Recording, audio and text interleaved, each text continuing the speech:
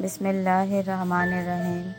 السلام علیکم۔ لیلۃ القدر کی فضیلت۔ رمضان آیا تو رسول اللہ صلی اللہ علیہ وآلہ وسلم نے فرمایا، یہ مہینہ جو تم پر آیا ہے اس میں ایک ایسی رات ہے جو 1000 مہینوں سے بہتر ہے۔ جو شخص اس سے محروم رہا وہ ہر بھلائی سے محروم رہا۔ اس رات کی سعادت سے محروم رہا۔ صرف بدنصیب ہی کو محروم کیا جاتا ہے۔ حضرت محمد صلی اللہ علیہ وآلہ وسلم نے فرمایا، رمضان کے آخری عشرے میں شب قدر تلاش کرو، پھر اگر تم میں سے کوئی کمزوری دکھائے یا عاجز ہو جائے تو آخری 7 راتوں میں سستی نہ کرو۔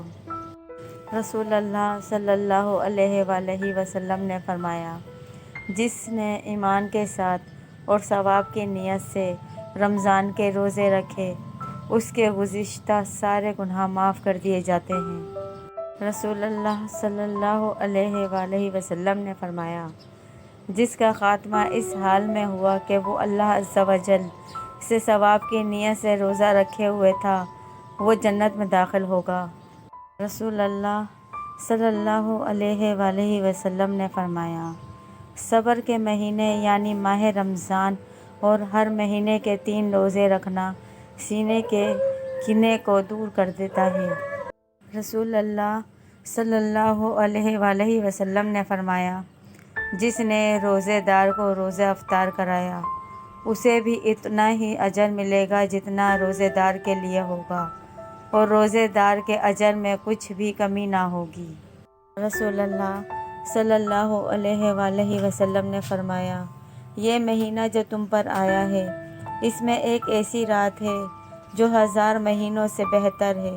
جو شخص اس سے محروم رہا اور ہر بھلائی سے محروم رہا۔ اس رات کی سعادت سے صرف بدنصیب ہی محروم رہتا ہے۔ نبی اکرم صلی اللہ علیہ وآلہ وسلم نے فرمایا، سحری کھاؤ کیونکہ سحری کھانے میں برکت ہے، یقیناً اللہ اور اس کے فرشتے سحری کھانے والے پر درود بھیجتے ہیں۔ رسول اللہ صلی اللہ علیہ وآلہ وسلم نے فرمایا، جب رمضان کی پہلی رات آتی ہے تو شیطانوں اور سرکش جنوں کو جکڑ لیا جاتا ہے، جہنم کے دروازے بند کر دیے جاتے ہیں، ان میں سے ایک دروازہ بھی کھلا نہیں رہتا، اور جنت کے دروازے کھول دیے جاتے ہیں، ان میں سے ایک دروازہ بھی بند نہیں رہتا۔